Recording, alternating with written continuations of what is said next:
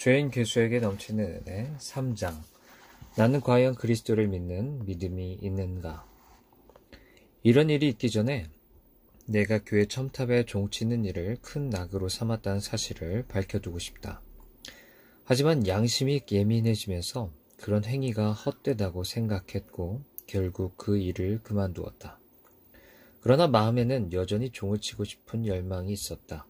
교회 가서 직접 종을 치지는 않아도 다른 사람이 치는 것을 지켜보았다.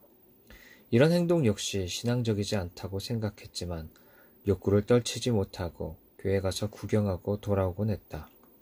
그러다 문득 종이 떨어지면 어떻게 될까 염려가 되었다.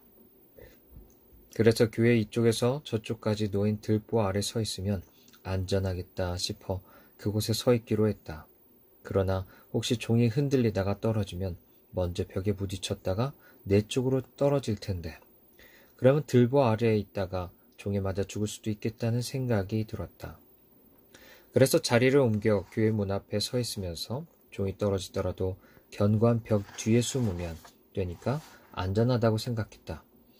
이런 일을 겪고 나서도 종 치는 것을 구경하기 위해 교회 찾아갔지만 문에 서서 볼 뿐 더 가까이 가지는 않았다. 그때 이런 생각이 들었다. 교회 첨탑이 무너지면 어떻게 되는 걸까? 괜한 염려인 줄 알면서도 그 생각이 떠나지 않고 자꾸 마음을 어지럽히는 바람에 나는 더 이상 문 앞에 서 있지 못하고 건물이 무너져 내릴까봐 도망치고 말았다. 종치는 일 외에 나의 또 다른 즐거움은 춤이었다. 춤을 끊는 데는 꼬박 1년이 걸렸다. 춤을 추는 동안에는 또 내가 계명을 잘 지킨다고 생각했고 언행이 바르다고 생각했기에 양심에 꺼리낌이 없었다. 이젠 틀림없이 하나님이 나를 기뻐하시겠지 하는 생각도 가끔 했다. 솔직하게 말하면 잉글랜드에서 나만큼 하나님을 기쁘시게 해드릴 수 있는 사람이 없다고 생각했다. 하지만 실상 나는 참으로 가련한 사람이었다. 그렇게 생각하고 사는 내내 예수 그리스도에 관해 무지한 채 나 자신의 의를 세우는 데만 주력했던 것이다. 그때 만약 하나님께서 자비를 베푸셔서 나의 실상을 보여주시지 않았다면 나는 아마 멸망하고 말았을 것이다. 그러던 어느 날 댐장의 일로 베드포드에 가게 되었는데 하나님께서 선하신 섭리로 나를 그리로 인도하신 것이었다. 그곳 거리를 거닐다가 태양이 내리쬐는 어느 집 앞에서 가난한 여인 서너시 둘러앉아 하나님의 일에 관해 이야기하는 것을 듣게 되었다. 나는 대화 내용이 잠옷 궁금해서 가까이 다가갔다. 이제 신앙에 관한 대화라면 얼마든지 자신이 있었다. 그런데 여인들의 말을 듣긴 했어도 이해하지는 못했다. 내가 알아듣기에는 한참 차원 높은 대화였던 것이다. 그들은 하나님이 자기들의 마음에 역사하셔서 거듭나게 해주셨고 자신들의 상태가 얼마나 비참했는지 거듭난 후에야 절실히 깨닫게 되었다고 말했다.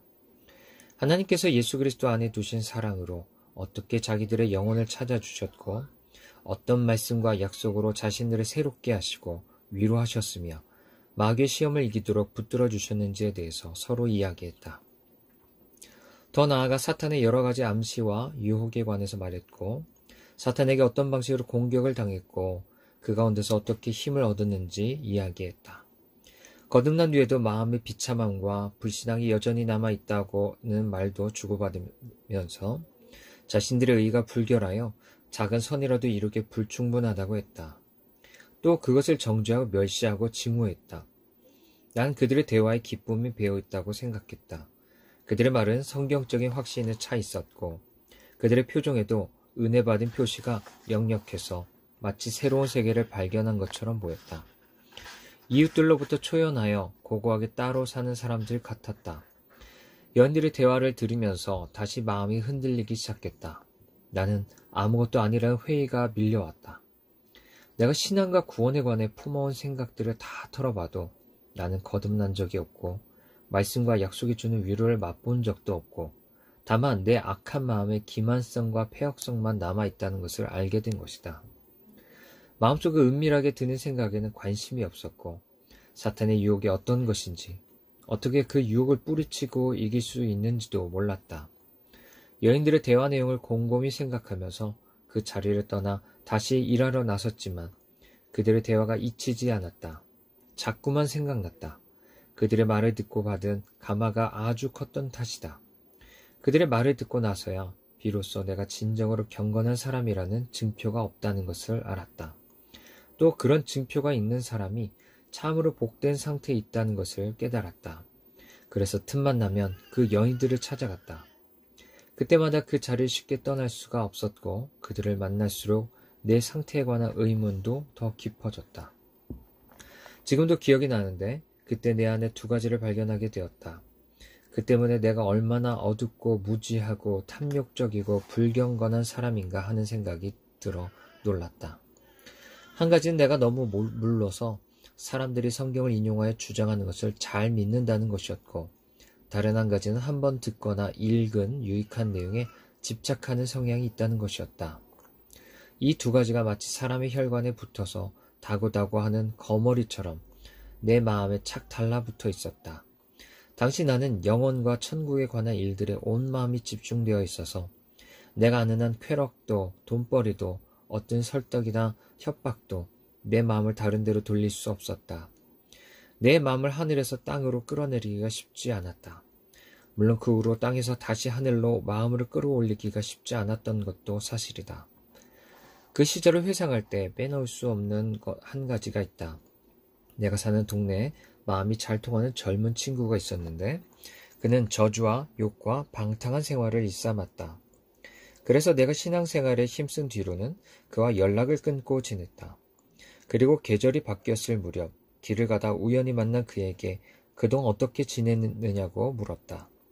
그는 여전히 예전 방식대로 욕을 섞어가며 잘 지냈노라고 대답했다. 그런데 해리, 자네 왜 그렇게 저주와 욕을 입에 달고 사는가? 그 상태로 죽으면 어쩌려고? 나의 말에 그는 몹시 화를 내면서 대답했다. 나 같은 자가 없다면 마귀가 살아갈 낙이 없어지지 않겠소? 그 무렵 율법 폐기론자들인 소유파가 쓴 책을 몇 권 얻어 읽게 되었는데 그들은 나와 동양 사람이었다. 그 책들은 유서 깊은 여러 교회의 회원들에게도 높은 평가를 받고 있었다. 물론 그 중에는 읽어도 딱히 뭐라고 평가할 수 없는 책들도 있었다.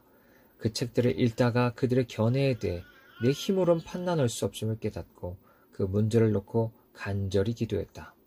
주님, 저를 어둠 속에 버려두지 마시고 이 교훈이 옳은지 그른지 깨우쳐 주옵소서. 이 교훈이 하나님에게서 나온 것이라면 제가 그것을 업신여기지 않게 해주시고 마귀에게서 나온 것이라면 깨끗이 제 마음에서 지워버리게 해주옵소서. 주님, 이 문제에 관해 제 영혼이 오직 주님 발 앞에 엎드립니다. 제가 잘못 판단하지 않게 해주시기를 겸손히 빕니다. 내게 줄곧 신앙의 벗이 되어준 사람이 있었지만 그 역시 아주 광적인 소유파로 변하여 온갖 부정한 생활에 빠져 지내고 있었다. 하나님과 천사와 영의 존재마저 부정했고 여러 번 만나 근실이 살라고 타일러도 내 말을 비웃었다. 정신이 번쩍 들도록 호되게 꾸짖을수록 그는 더 냉소적인 반응을 보이면서 자신은 모든 종교를 다 경험해 보았지만 지금까지 마음에 드는 것이 하나도 없다고 말했다. 그리스도인이라고 자처하는 자들이 조금 있으면 모두 소유파처럼 살게 될 테니 두고 보라고 오히려 호언장담했다. 나는 그런 저주받은 사상이 너무 싫어서 즉시 돌아왔고 그 후로는 그와 완전히 담을 쌓고 지냈다. 소유파의 견해는 나 한 사람에게만 다가온 유혹이 아니었다. 일 때문에 여러 지방을 두루 다니다 보니 과거엔 매우 독실했는데 소유파에 넘어가 신앙을 버린 사람들이 많이 있었다. 이 사람들은 자신들의 교리를 자랑하면서 나더러 앞뒤가 꽉 막힌 율법주의자로 비난했으며 자신들은 완전을 얻었으므로 무엇이든지 마음대로 해도 죄가 되지 않는다고 주장했다. 물론 이 유혹은 내 육체에 아주 반가운 것이었다.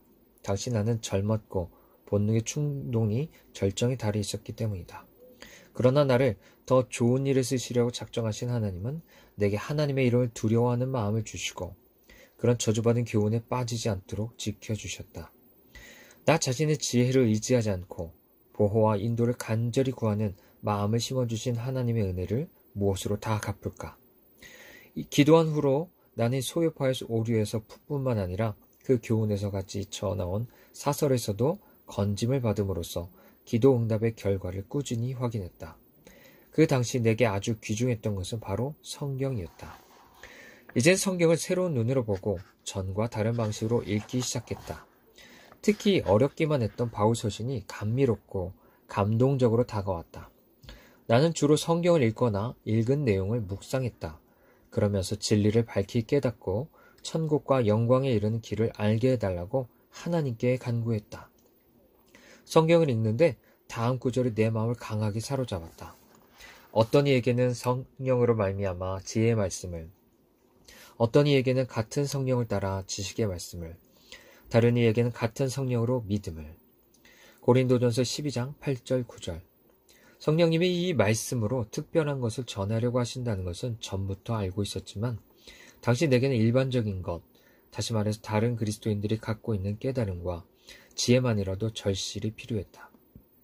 이 말씀이 너무나 좋았으나 어떻게 받아들여야 할지 몰랐다. 특히 믿음이라는 단어가 어려웠다. 때때로 내가 과연 믿음이 있는지 의문을 품을 수밖에 없었기 때문이다. 그렇다고 나에게 믿음이 없다고 단정 짓기는 너무 싫었다. 그런 결론을 내리게 되면 정말 스스로 버려진 자로 여기게 될 것만 같았기 때문이다. 그래서 이렇게 마음을 다잡았다. 그렇게 생각하지 말자. 지금 나는 무식한 주정뱅이고 다른 사람들에게 있는 지식과 깨달음의 복된 은사가 내게 없는 게 사실이지만 내가 아예 믿음이 없는 것은 아니라고 결론을 내리자.